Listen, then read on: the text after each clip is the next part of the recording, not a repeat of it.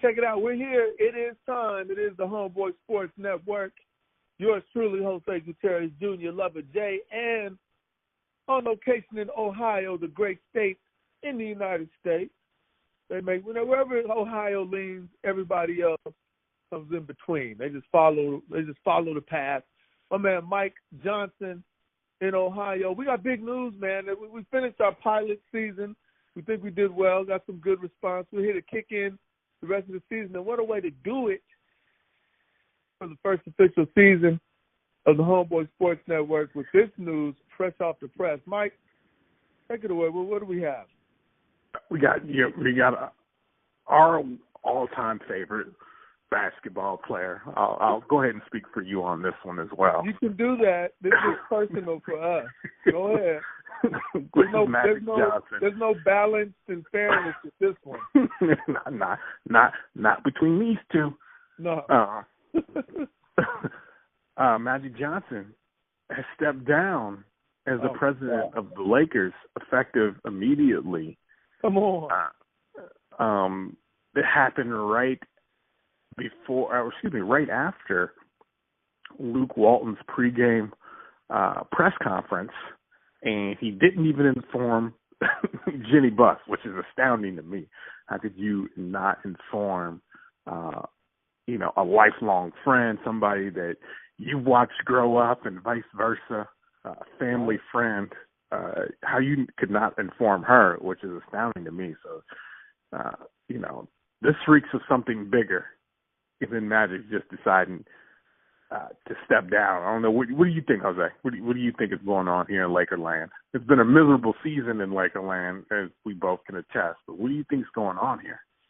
I think there are things going on behind the scenes that are obviously not visible. This is a family organization still, thank goodness that Jeannie Buss is there to keep. She's the one who keeps her father's memory alive. So this is really perplexing to me, because as Magic came back, he did the great recruitment of LeBron to get one of the top 5 players, arguably in the history of the league. We'll say top 10. LeBron is a factor. I don't even want to rank him. He's amazing. We got him in L.A. The hope, the odds of L.A. making a turnaround in the next few years were skyrocketing. And we figured within 2-3 years we're gonna have another golden. I was gonna say Naismith because we're gonna get to college. We're gonna have another golden trophy in LA. That's the plan. And so when I see Magic bowing out like this, first, he's not a quitter. That doesn't. I know he coached for a minute and tried to help guide the Lakers back in '95 or '94. And then came back as a player briefly. But Magic, this has a different taste to it. I'm just shocked by this one. I mean, I can't put my thumb on it. I mean, you've heard rumblings all year about how things have been a mess in Tinseltown with the Lakers, and first you start off with actually things did start off well, even though they lost a couple close games at the beginning of the season. By Christmas time, they had righted the ship and started to turn things around. And then LeBron's growing pops, and then we were 4 or 5 seeds. We were 4 or 5 seeds, and even the baby Lakers, they still played well through a portion of that stretch. Lost a few games that they should not have lost to some teams that they definitely were better than. Yeah.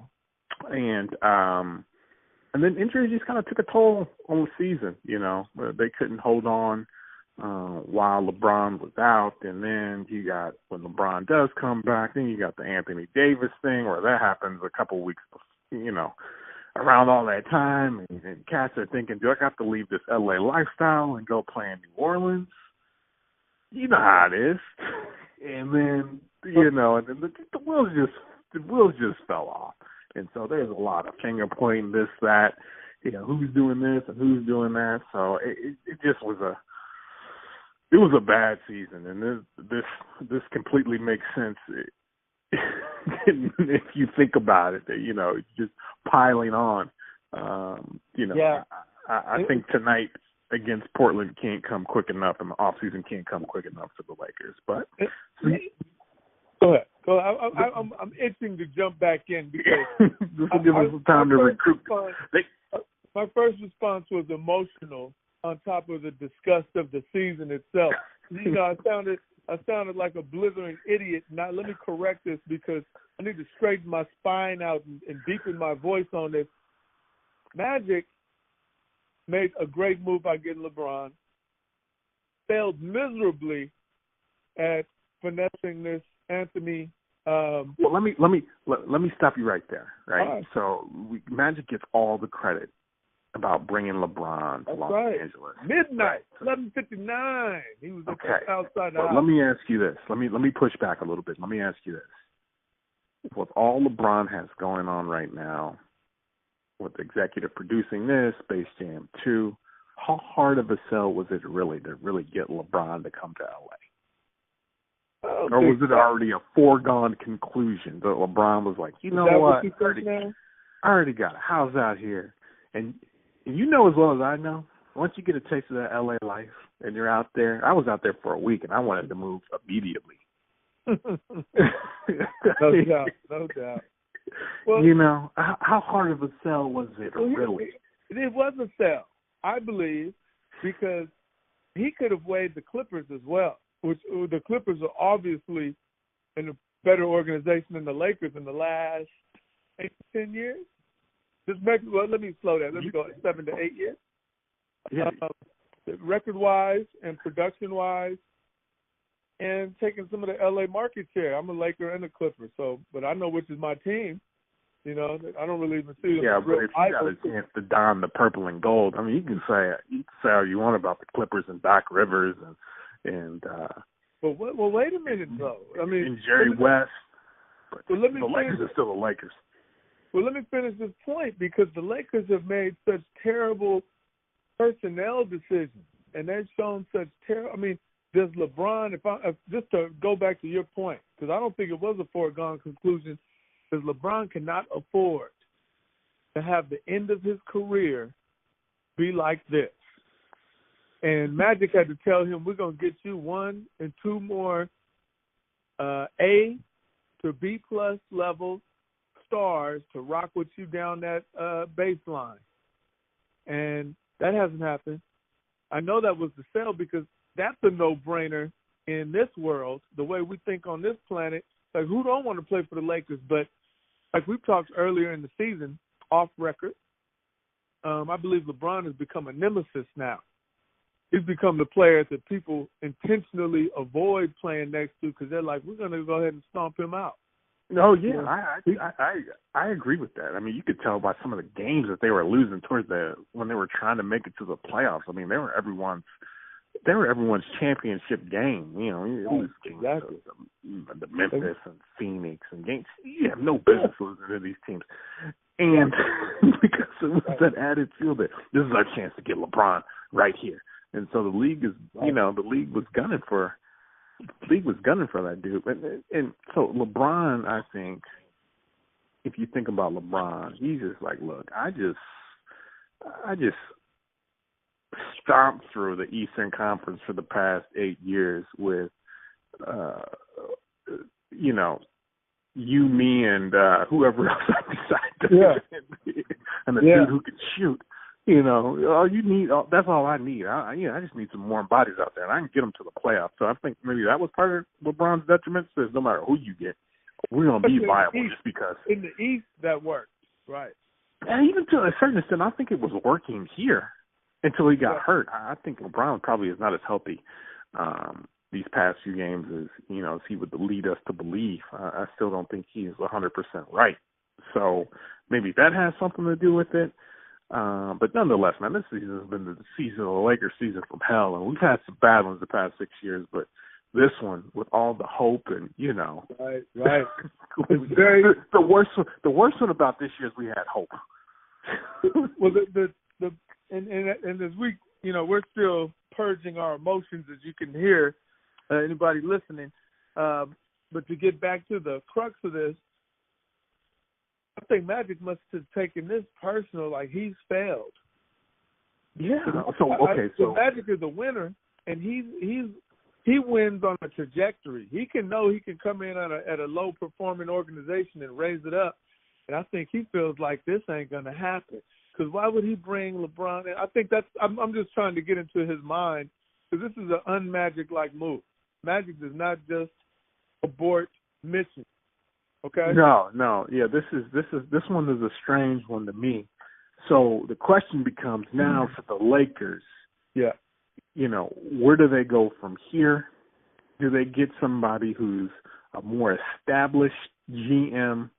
You think of names like David Griffin from Cleveland, previously from Cleveland. He worked at Phoenix before, turned both those organizations around, so a very underrated GM, someone who's familiar with LeBron and who knows what kind of team that you need to put around LeBron.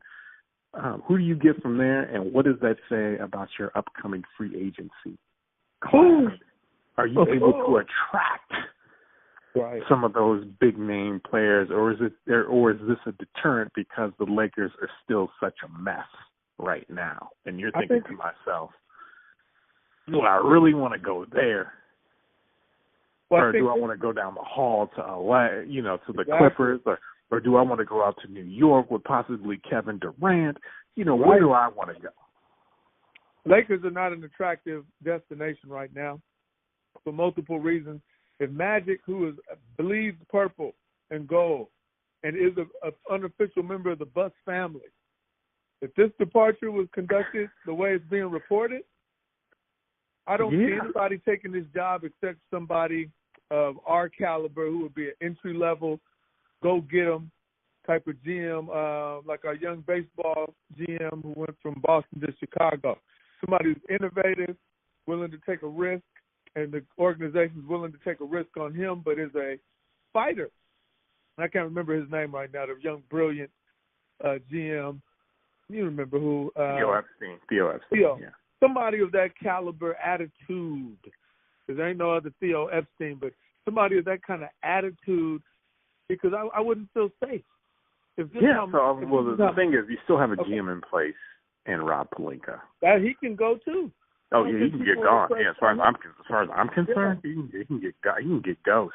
But I mean, does that say that the genie bus then say, you know what, let's just go ahead and scrap this and then bring in somebody, not necessarily LeBron's boy, but I think a David Griffin would take that job. I mean, because if you can be with LeBron in Cleveland with Dan Gilbert, I'm sure that you can handle L.A. and Genie Bus and the Bus Brothers.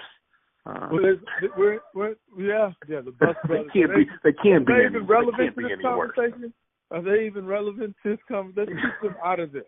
Okay, that's the last thing we need is them poking their nose in. Let's leave it with Genie. This is L.A., and this is big-time spotlight. Number one organization, only the Celtics rival them. The image of this selection, the image of this situation is terrible. The selection, the follow-up to this is critical. And I just don't know. I don't have the answer. You're making some good suggestions, which I couldn't fight, but you don't want to seem like you're now struggling and scrapping to grab on whatever you can hold.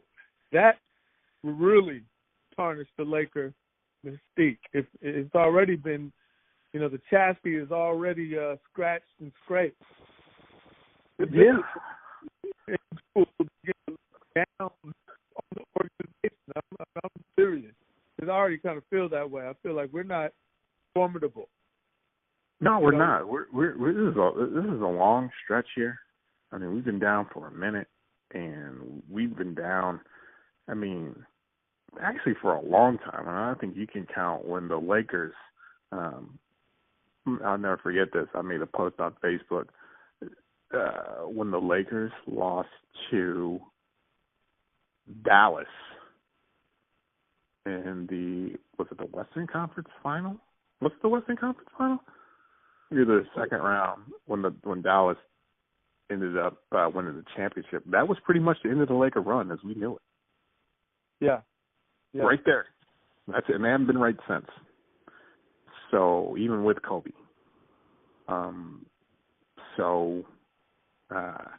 This is tough. This has been a long spell. So they could turn it around now if anybody can do it. I guess we're just wishing again. Here's our emotions right now. I hope the Lakers can do it. So I'm trying to look at this without as much pessimism as I have in me, because LA is such a plastic place these days. I can see a dumb decision like a D'Antoni hire or like a Mike Brown hire. I mean, these are just thumbs down decisions. I didn't like them from the beginning. I thought nothing. You have to have the right. We talked about this. You have to have a caliber coach in that city, on that team, and caliber people. Man, this is showtime for real. Yeah, it is not like every other team in the league, which is highly respected because it's professionals. But this, you must have not only quality personnel on the court. This is showtime from the court to the sideline to the stands. You're right. It's all a show in L.A. And it has a match.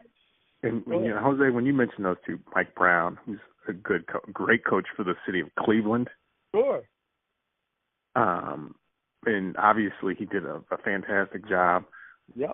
In Golden State when Steve Kerr was out, won those 2 games in the finals.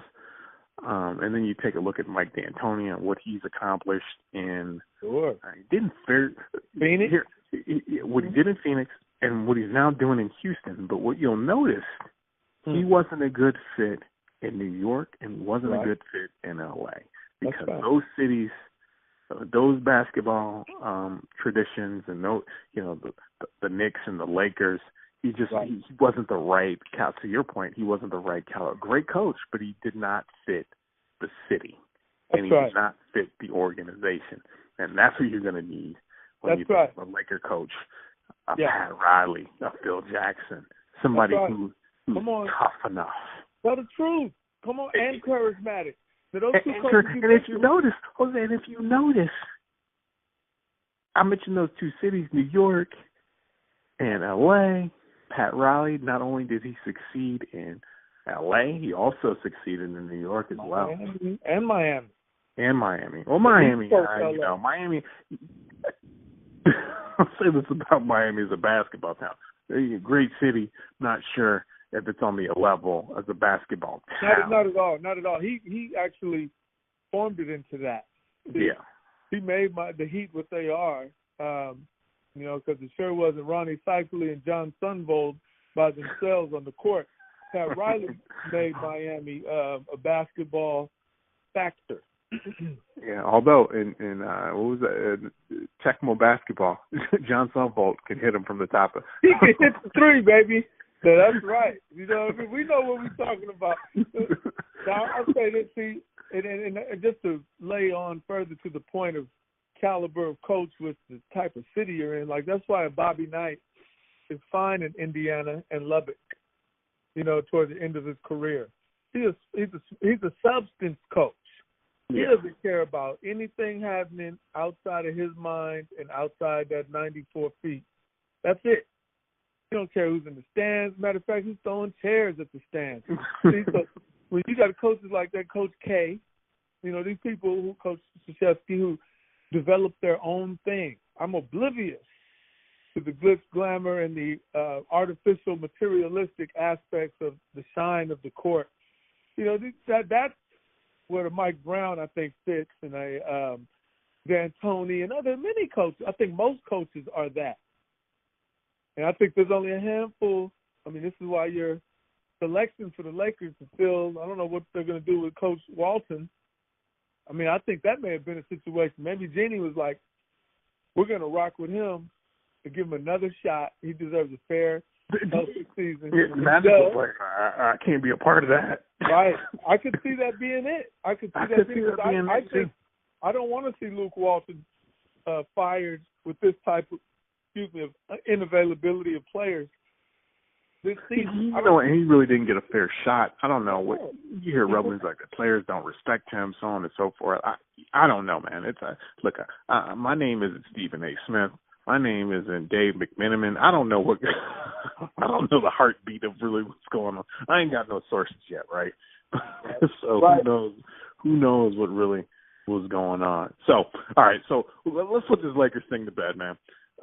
We'll see who they get. We'll revisit this in a couple weeks, but I think now we got to talk about, you mentioned Bobby Knight and you mentioned Coach K and how those guys fit that program.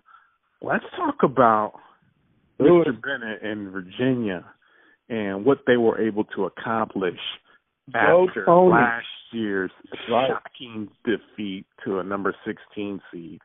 What they're able to do this year. Give me your thoughts on the. That sounds like I'm interviewing you, man. What you think of the thought? What you think of Virginia's run this year in the NCAA tournament? Well, I just have to say this because of my general philosophy. I know the Bennett coaching philosophy and family. Okay, so from Wisconsin to Wazoo to Virginia, I believe Dick was also the coach in Pullman. I think he came and coached in Pullman at the end of his career. I got to make sure that's right. Yeah, he did, and he passed it to his son. Tony was his player at Wisconsin Green Bay. I think Wisconsin Green Bay or something like that. I forgot what it is. You're right. So I respect that family. So that's one. And these are not flash in the pan people. These are climbers. Yeah, these guys have been at it for a while. Yeah. So I have to preface this whole point with saying that to put respect on the name of the Bennett family. Washington State, my alma mater, really played themselves by not paying that man what he's worth. You see the results he's gotten. So when I see Virginia lost that, anybody can lose in the round of 64, now 66, I think, or 65, 68? 68. 68. Anybody can take a loss in any game. It's attitude, it's energy, it's preparation. And sometimes even those factors can be eliminated. They can be neutralized. So Virginia's going to go ahead. And also luck. Luck, yeah. Luck. Because I think if you look at Virginia's run, you look at the game they played against Purdue and Carson Edwards, who was on fire. I was disappointed that Purdue actually lost that game because he was a joy to watch, scoring 42 in that tournament, or in that tournament game. They get the lucky bounce. I mean, there was a series of dumb mistakes by Purdue towards the end, fouling, which there are some things I did not agree with, fouling towards the end of the game. Yeah. I just don't think that's necessary. You take your chances and you have some dude miss the shot. Your chances are a little greater, in my opinion, because the pressure is on. They hit that last second shot as opposed to fouling somebody, send them to a line, ball bounces one way, boom. Next thing you know. And then great analysis on that game. The game against obviously Auburn, the no call and the double dribble and the foul, which I was a little upset by that foul that happened at the end of the game. I felt like I was cheated, right? The Purdue game. Were you betting on that game? Was you cheated? You were cheated. The Purdue game and the Auburn game, I felt like I was cheated. I felt cheated in the Purdue game because I wanted to see Carson Edwards play one more game because he had such a phenomenal run, and I hated to see him lose. Yeah. But the Auburn game, I felt like I was cheated, even though it was a foul. When you look at the replay, it was a foul. He did foul him in the act of shooting. It wasn't about his airspace. He did foul him in the act of shooting. So I think you got to call that. I just didn't like the way it ended. That's all. And then last night they came back. They were down in the second half with a couple seconds left, and the dude hits another corner three, sent it into overtime, and then they won. So I mean, hats off to Virginia. Was just an improbable run, but luck definitely plays a factor, especially on the things that you mentioned before. So that's right. Well, you can't ever count out the universe intervening in matters that are outside our hands. And I guess we could call that luck or some other factor, something beyond us. But this is why Coach Lombardi, says you play, through the whistle. You play between the sidelines. Every moment in between, the whistles is game time, and you scratch and claw. And this goes just back to my philosophy of observation of the philosophy of the Bennett. Boring games to watch for me. I'm totally a fast-paced, up-tempo, Nolan Richardson, Jerry Tarkanian, Coach K with the right team. Coach K adjusts his game style to the players he has on the team. So I'm up to a more up-tempo game. That's what I'm more up and into. And Dick Bennett, his son Tony, they're in the 57, 53 type of, so they're not enthralling. They're not exciting. And even though he has some great athletes and they've had some exciting games being in the ACC, it's a highly competitive league conference, I just feel like this was a reflection of years of scratching and clawing that pay off. You get the lucky calls, when you keep running, when you're David Tyree and you stay focused on a broken play. There's examples of this. You get the lucky bounces when Reggie Miller scores 8 points in 18 seconds in New York. Improbable. These are the people who are not ever giving in. They're not lowering their chin. And that's what the Bennetts are to me. I've observed his dad. I'm very admirable of that family and the way their style of being. And so I just love, that's the first thing I thought of. I was like, Virginia, the Cavaliers got to win. That's thumbs up for the Bennett family, Tony Bennett, and his climb. You got to climb just to get out of the ACC. And so when you do that and you show this kind of level of performance, the kind of patience, the boring gamesmanship that is not often rewarded these days, it's just a nice – I just take it as a nice gesture on behalf of the game and somebody who's earned it, really. I mean, it really earned it. Go ahead. No, you do. I mean, you chronicled the Bennett's career, Dick Bennett and Tony Bennett, and obviously they definitely have earned it, and it was a good one for them. Especially after bouncing back, being you could say, oh, they won it. Everyone will remember. I don't know if everyone will remember the championship, but everyone will remember that. The previous year as the only team to lose one season, lose to a 16. So great redemption for them, man. It was a improbable run filled with luck and the right bounce, and then but to your point, scratching and clawing and grit. This goes to the determination of it just shows you the resilience of the Bennett family. So. Overall, good. Put a bow on college basketball for this year, but we'll talk about one of your favorite schools, Jose. It's not your alma mater, but one of the teams that you've cheered for since I can remember you, UCLA Bruins, and the hire of their new coach, Mick Cronin, out of Cincinnati. And what do you feel? How do you feel about Mick Cronin becoming the head coach of your Bruins? Well, I go back to the days of, live observation of Don McClain, Trevor Wilson, Tracy Murray, Pooh Richardson, people like this way back. And I can't say I know a lot about Mr. Cronin, but I know you don't seem to be high on this hire. Mick Cronin's a decent coach. I'm not sure if he's right for, I don't know, time obviously will tell.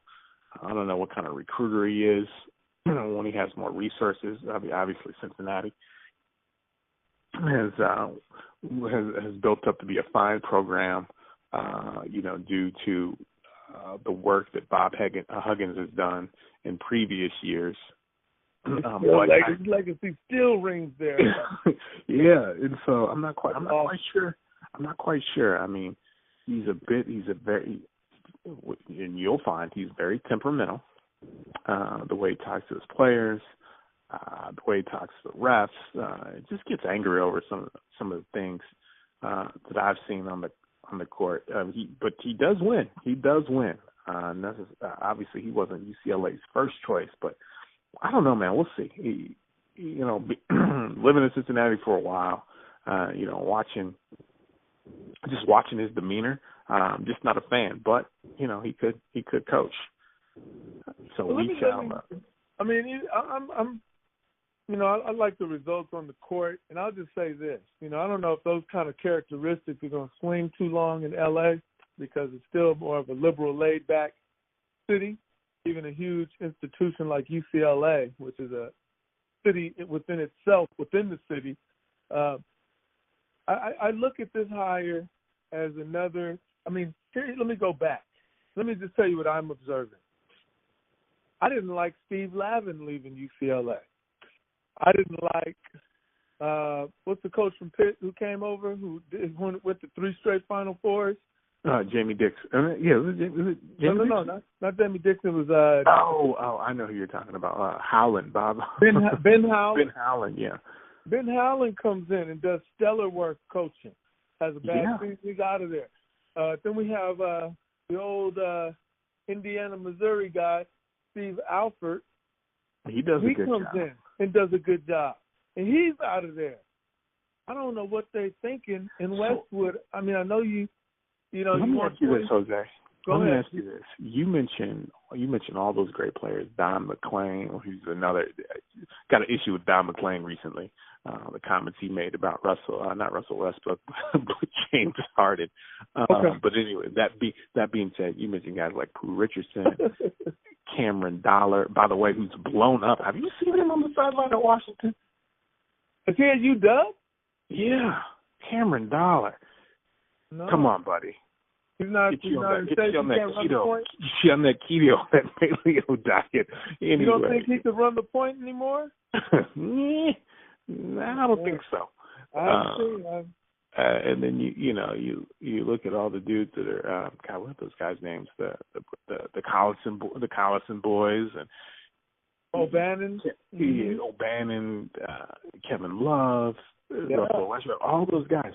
And you know what? One name, who had some coaching experience, Earl Watson. His name was tossed around, and which is puzzling to me. Where I'm not sure how recruiting is going to be going, but you bring Earl Watson back, and you start bringing some of those familiar faces that UCLA family, those players. You start getting those guys around the program that could, I don't know, help you recruit, but they can assist in some way. It's just puzzling to me that Earl didn't get another opportunity. He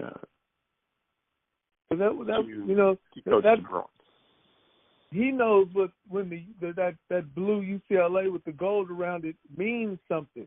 That he knows something about that. That's what you want. That's what I envision. That's the kind of person I am. When I can identify. To your point, though. To your point, what does that really? You can have a guy like that, right? But is that you have a former player, and two names that are coming to mind right now are Georgetown, Patrick Ewing, right, and St. John and Chris Mullen. And notably, both those guys were absent from the tournament this year, so. Maybe you just get the best guy for the job. Well, you do get the best guy for the job. That's always priority. But you want to start to, the way UCLA has shoveled through great coaches. Steve Lavin must have averaged 24, 25 wins a season. I don't know what he did because he was a high profile. He was a little Riley type of guy. Hair slicked back, young, handsome. He had players, Jose. He had players. Well, who you think recruited him? He came after Don Herrick. Don Herrick. He came after his coach. He was an assistant and got passed into the program, and he didn't only get Coach Herrick, Jim Herrick's players, but he got his own. Yeah. So the fact that I don't know what happened. I wasn't there to observe and witness, but he got shoveled out. Howland got shoveled out. Coach Alford got shoveled out, and so I don't. I think too. Steve Lavin. I think there are some other issues there. NCAA wise. Yeah. And Ben Howland. I think there are some issues with. He just rubbed some people the wrong way in his. He looks like he could. He looks like he's a little angry on the sideline a lot. He's not satisfied. Wrong way. Steve Alford, not quite sure exactly what happened there. We'll see. But I just wanted to give you an opportunity to touch on that, since I know that was. Let me wrap that up then. Some of these organizations need to humble themselves down. They still have delusions of grandeur. The Miami Hurricane football program is not what it once was, and it might not get back because they were born out of the social strife of the city of Miami. UCLA is not the same basketball powerhouse. You don't even have the stick-to-itiveness to keep somebody around. And there's no competition in comparison to Coach Wooden, but he had a philosophy that was beyond wins and losses, and you have to be living it. And so, some people need to let it go. The Lakers have that problem too, I believe. Yeah, they do. They do have that problem. I hope my alma mater never has that problem. You guys are right on the cusp of having that problem. Let's see what you guys do with Ohio State football does with the new coach. Yeah, you're right. You know what? This could be very tricky. But if I know anything about Ohio State football and the leadership in the athletic department, I'm pretty confident. Hopefully, we can duplicate what Oklahoma has continued to do with Lincoln Riley. Hopefully, I'll tell you. Well, let me make a hopefully not come true prediction. Your coach has 2 9-win seasons in a row. He's on the hot seat. Yeah. I'll put it like this. Yeah, you're right. You're right about that. You can. I can't even say that because we're spoiled up here, man, and it's pretty bad. We're spoiled. Yeah. I mean, you better get 10 wins coming out the gate, and you better not lose to that team up north. That's a fireable offense. Look at Coach Cooper. Yeah. So you can mess around, Jose, and you can lose to a Purdue like we did this year. We know it's a fluke. They're like, yeah, okay, it's Purdue. They caught us slipping. Or you can lose to a Northwestern because we know it's not going to happen that often. You know what I mean? God was also on the side of Purdue that game too for our young man. Exactly. But we've gotten by Purdue before. We've gotten beaten by. We've gotten beat by a lesser Michigan State team. Yeah. We've gotten beat by a Northwestern team whom we shouldn't have. But you accept those losses because at the end of the day, we'll get beat by Wisconsin every so often. Because at the end of the day, they really can't hold a candle to us. In the grand scheme. You're a long. Go ahead. But you better not lose Michigan. You can right. All that being said. Well, Coach Cooper found out the hard way. The hard way. So that man had to have an 70-something win percent record as a coach, and he was out of there. Get him out of here. Hey, buddy. Yeah. So we'll tolerate a lot, but we won't. What we're not going to do, we're not going to tolerate that. Oh, you thought we was when we wasn't? Huh? Yeah. So. Okay. But that's the important point because this goes into the psychology of the fan base, the boosters, people who are investors in these different sports organizations, both pro and amateur, there's a blinding, invisible line that's beginning to grow between these two distinctions. But these are real factors, man. Ohio State is a marathon program, though. You guys can look at a 10-year record and be proud of that. But, yeah, you're right. If 5 of those seasons are losses to Michigan, that coach is on the hot seat. Yeah, and fuck around, lose on in a bowl game. And, So, we should say hopefully good things will come for you and your Bruins, man. But, so to put a bow on that, like you said, some of these teams need to tamp down their expectations.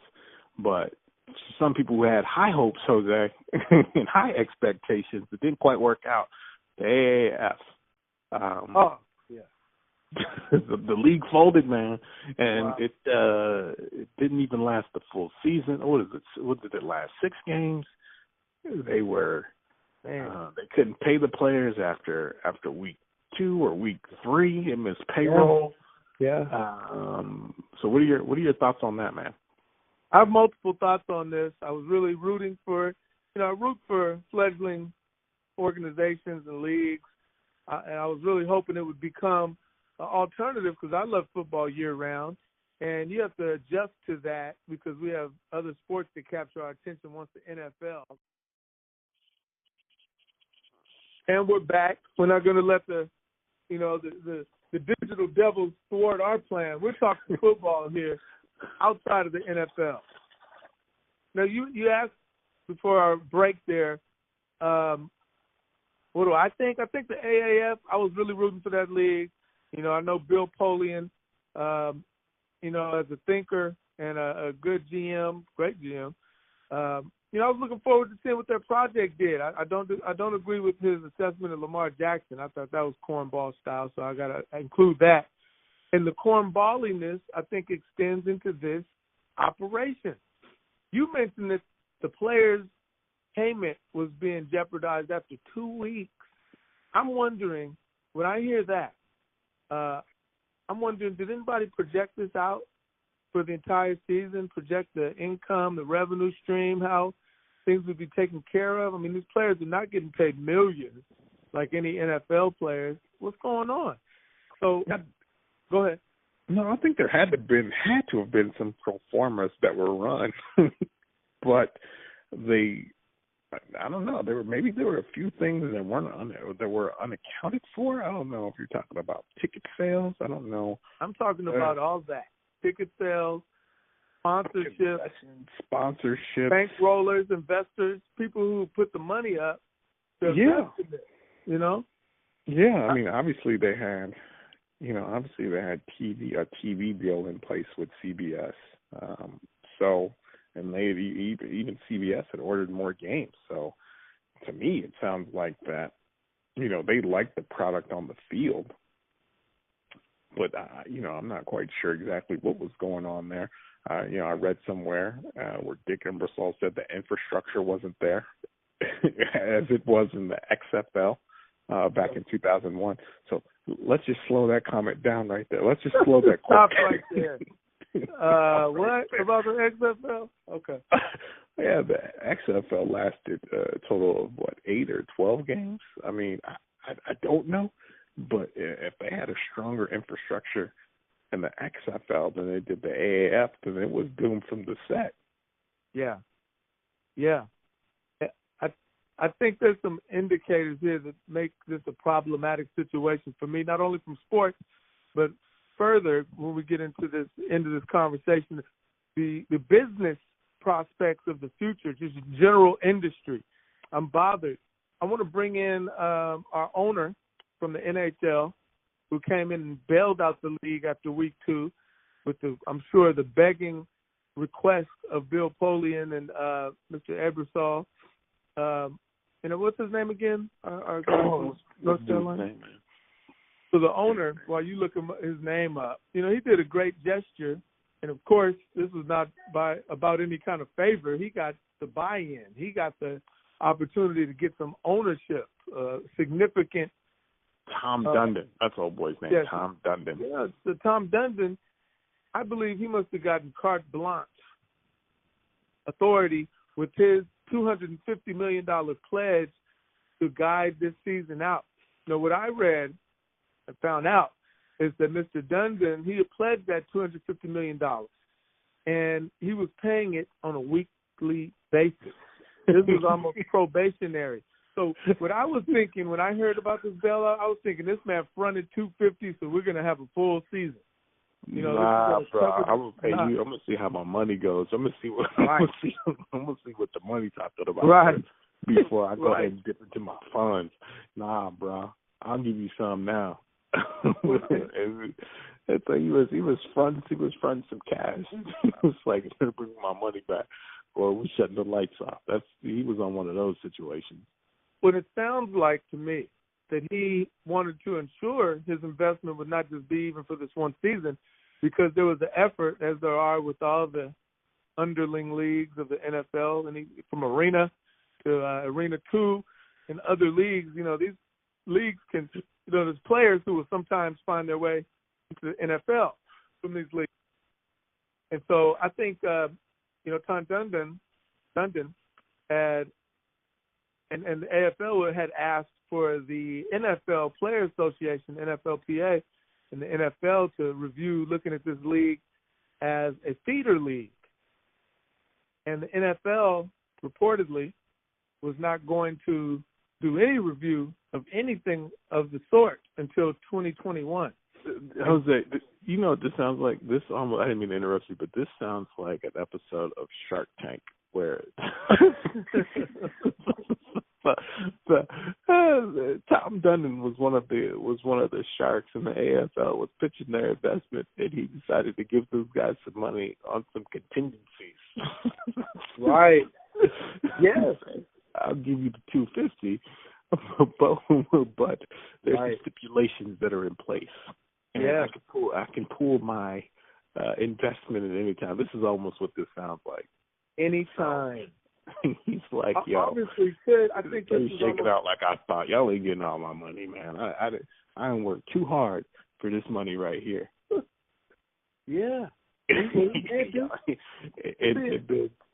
But Dick Emerson and Jim Polian were like, hey man, no, if you just get the $250 right up front, you know, they would think, hey, if we get a $250, we could make that stretch to the season, and then we could just get the season too.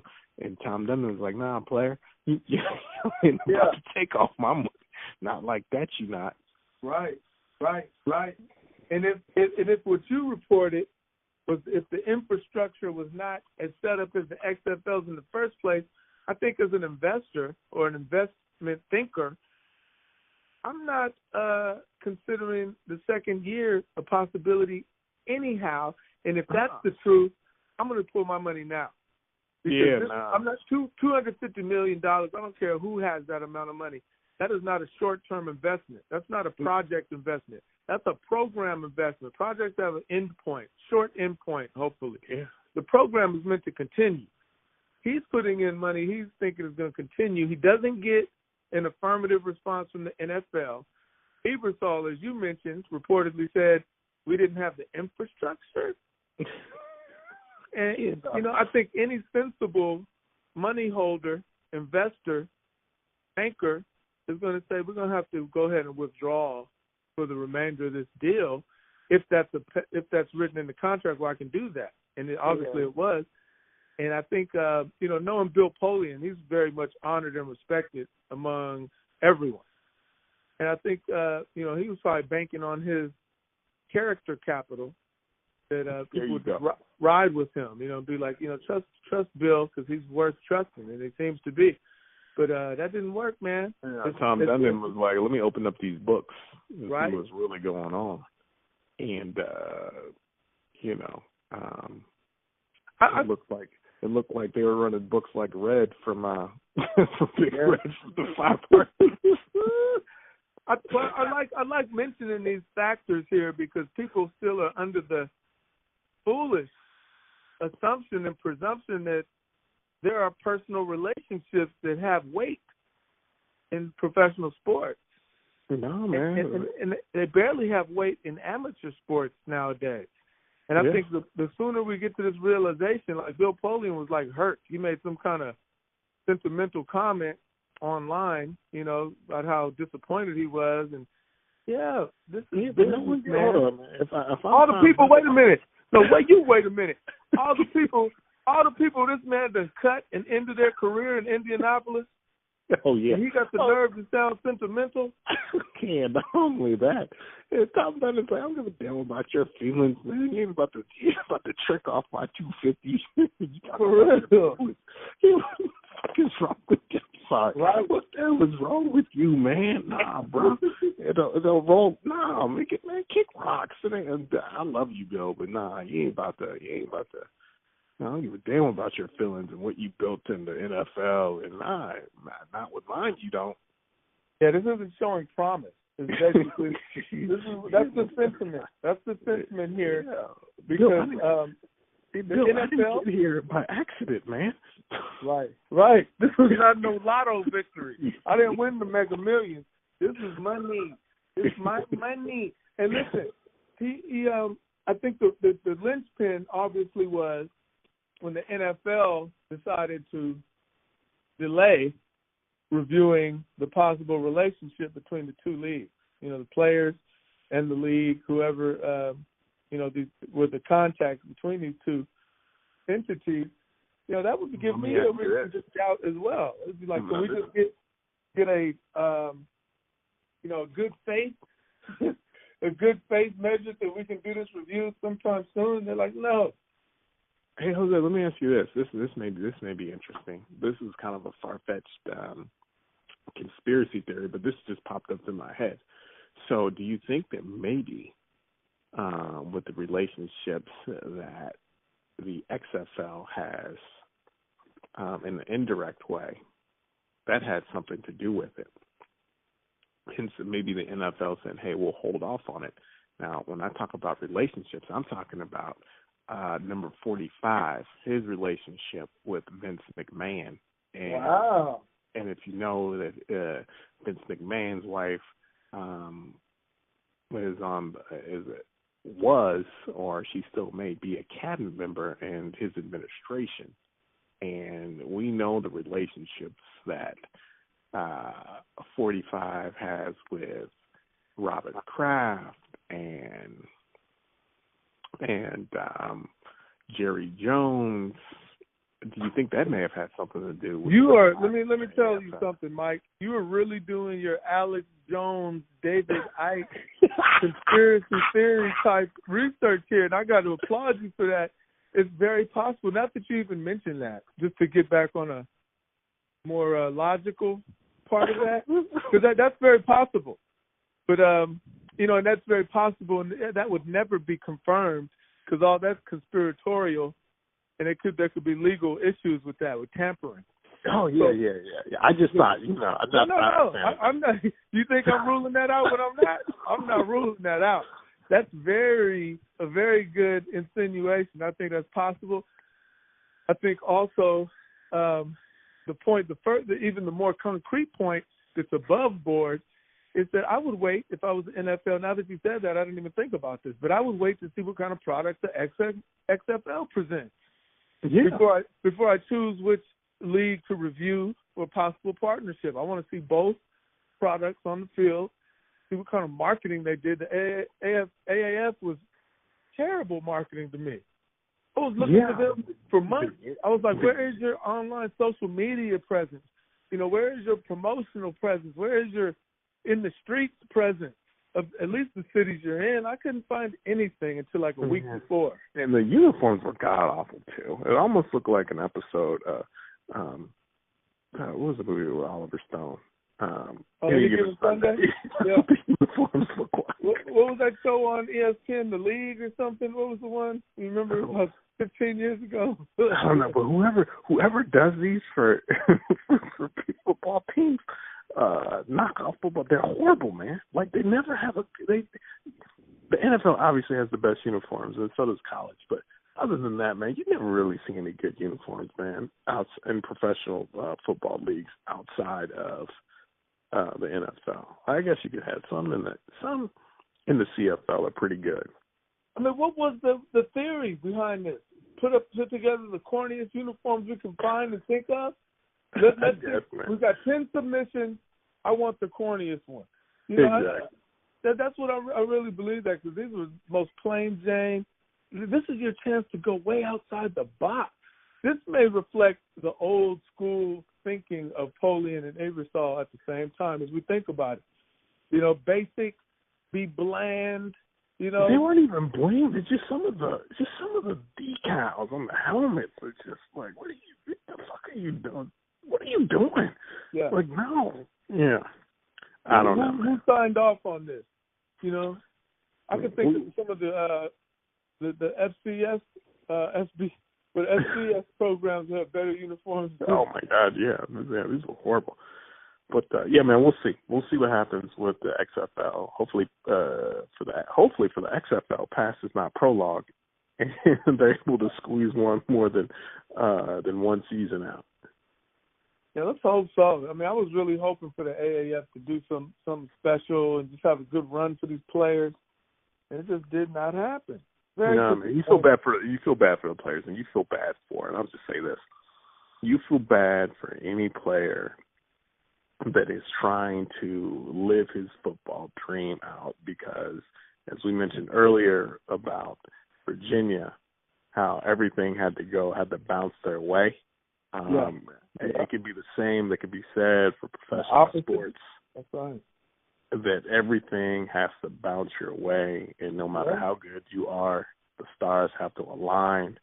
And I know a few former AFL players and how those guys dreamed about getting to the league, and some of them did make it to the league, and the majority of them didn't. But the passion that they played with, and the dream that they have, and just to see that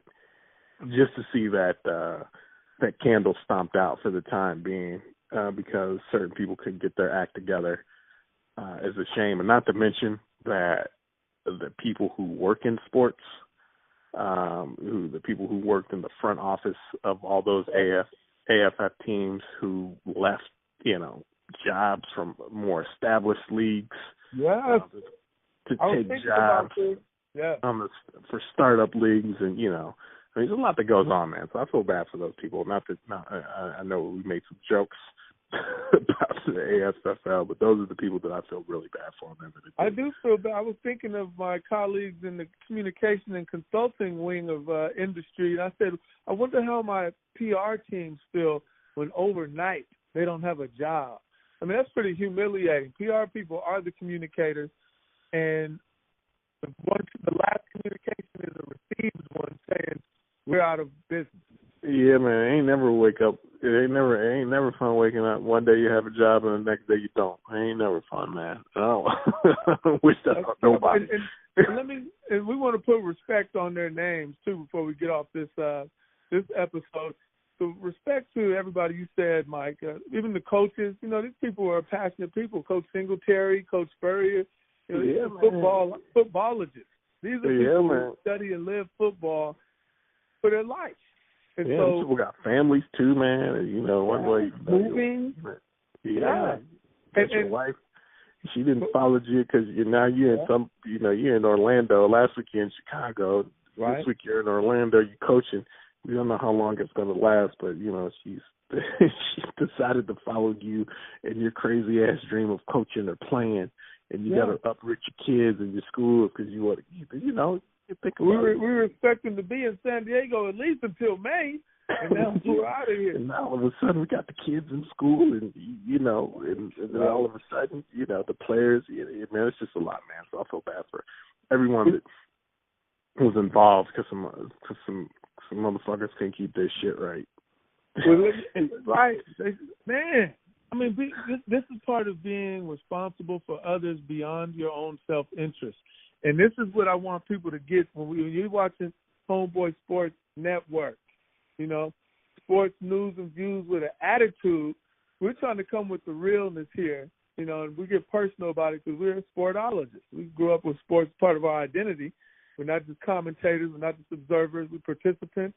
And we were both involved from the athletic and the professional side, not necessarily on the big screen or, playing at that level, but behind the scenes. We get to see some of this stuff, how it plays out. And to put respect, even more respect on the AAF, we have to put respect on the players' names because these players were left without a check for the next week. And injuries were not covered. Do you know this? No, I did not know that. Yeah, I did not know that. And do they not have to? I mean, not that it's not that big of a deal, man. But when you're out of town and you thinking that your flight is going to be booked and it's not, and you got to come out of pocket to Delta or Southwest and see how you can get home. Yeah, man, that is not fun. No, it's quite an insult. Because, again, I was thinking from your perspective, when I first heard this, I was like, wow, man. People really did leave.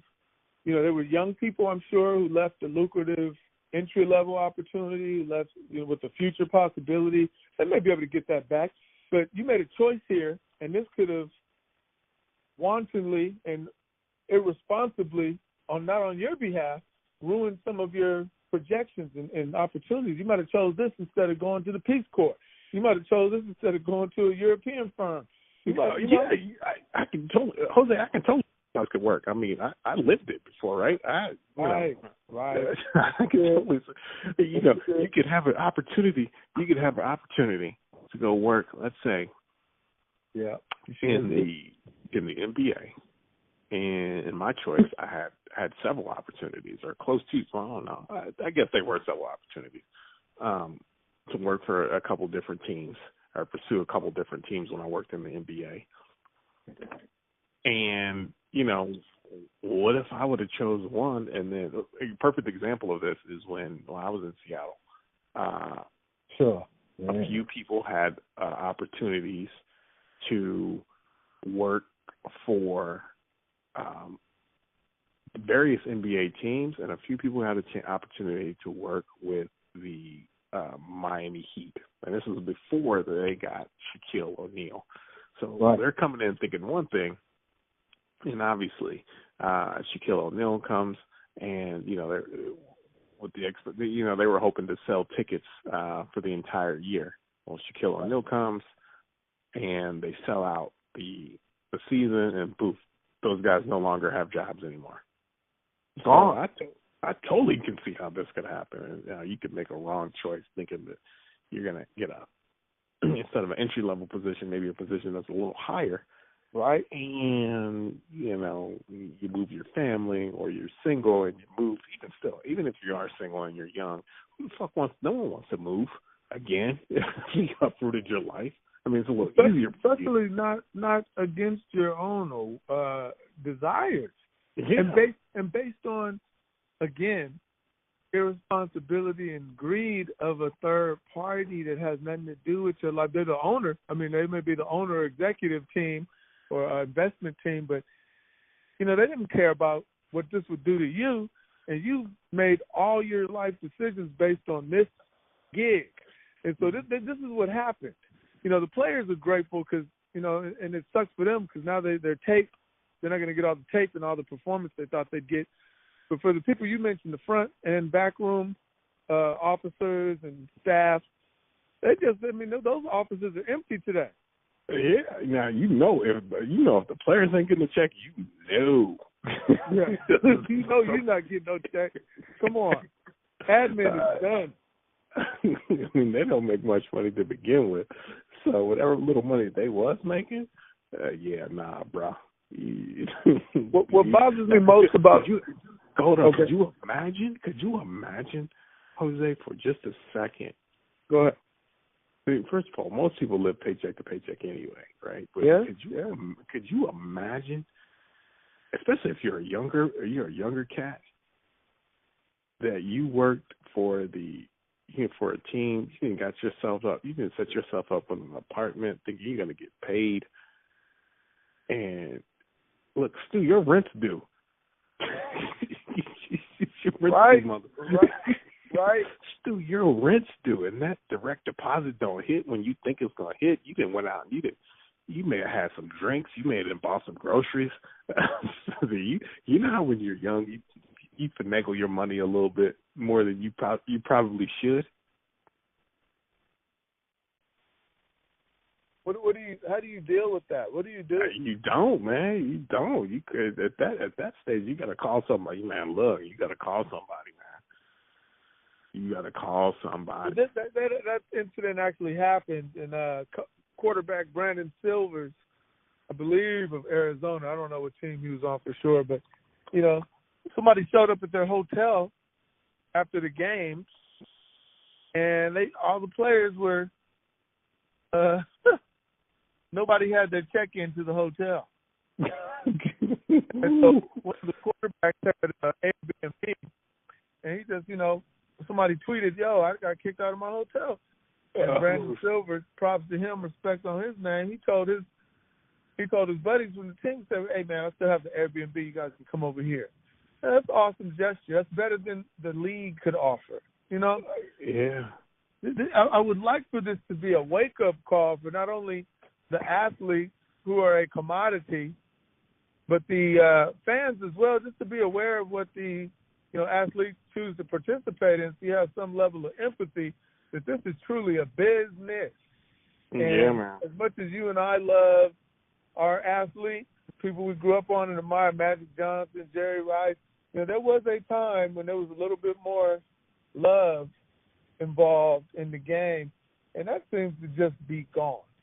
And my underlying point for all of this that I most want to get across is that this bothers me for the future of business, and that the barriers to entry are higher than ever. When you have to look at how difficult it is for a league like this to go through one full season of operation, and they're just now defunct within a matter of a weekend. What are the prospects for entrepreneurs and innovators, coming in the market to compete with major corporations and institutions? What are the prospects? Look, here's what the prospect is, Jose. And you better be a true disruptor. Or you better have a true product that differentiates yourself from anybody else if you're going to make it in today's landscape. That's what I would say. And that's why disruptors have done well, as opposed to folks who have more traditional products with established markets. So you won't ever see another Coke come through, but you will see, a Body Armor or a. Give us an example of like two disruptors, so we can do a little research on what you mean by that. Let's see. Well, obviously, the first disruptor that comes to mind, you mentioned, Airbnb. That's a disruptor, right? It totally changed the way that people book travel or book stay. Traditionally, you just book a hotel, right? And that was probably the only form. But now there's Airbnb. Another one is Uber and Lyft, obviously disruptors. So those are the two most obvious ones that come to mind, as opposed to competing, in the same space as Coke or Pepsi.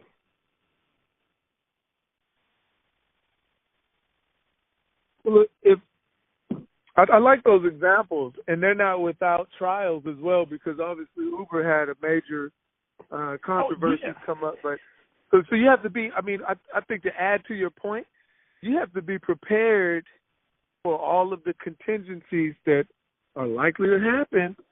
And Uber survived it, but AAF, there's an example that didn't survive it. That's a huge example. And sometimes there's no way to prepare for what's unknown. You just got to be on your feet, thinking on your feet. Yeah. All right, man. Well, it's been real. It's another great episode. Homeboy Sports Network. We're glad we're back, and I'm glad you were able to spit that game, man. We got to come back with some more news next week. So stick around. Yeah. Playoffs start. Do they start? Any quick picks? Give me winners real quick before we get off this phone. Oh, quick picks. Okay, I'm going with the Warriors, obviously coming out the West, and then I'm also going with I'll say Toronto coming out the East. Wow, you were all high on Milwaukee earlier on the. I was, but they don't have Malcolm Brogdon right now, and I think an injury like that can derail your playoff chances. One injury from any one of these players can derail your playoff chances. I mean, Steph Curry gets hurt, that can derail. Yeah. Golden State's playoff chances. We saw what happened last year when Chris Paul got hurt in the playoffs and how that beat. So anything, hopefully you don't see injuries too often in the NBA playoffs, but they do happen. And those are two teams I'm going with, man. Going with Toronto, and I'm going with Golden State, with Golden State taking it. I like that pick. I think I agree. I actually agree with those picks, and I think we'll do further examination on the next show and take a look at any changes in the injuries, rosters, mentality that we can detect as the playoffs. I think those are the two teams I got coming out, and I think Eastern Conference Finals. I think you're going to see. I don't know how they shake out. I don't know what the seeding is yet, but at worst case, I think you see I would think you would see Boston and Toronto. Okay. And then I'm going to say Houston, and which is pretty likely Houston and Golden State. Golden State? Yeah, that's what I'll say. Those will be my 4. All right. Now, this was a longer episode than usual, but we're glad people stuck with us. We've dealt with trauma during this show. Please forgive us for our emotional breakdowns. Our psychiatrists are not available after hours, but we're here sharing it with y'all. For Mike Johnson in Ohio, I'm Jose Gutierrez. Love it, Jay. This is the Homeboy Sports Network. Any last words, Mike? Nah, man. Just have no last words, man. Just hope the Lakers can get it together. That's some last words for you right there. All right, man. Thank you, Mike. Peace. All right, later. All right.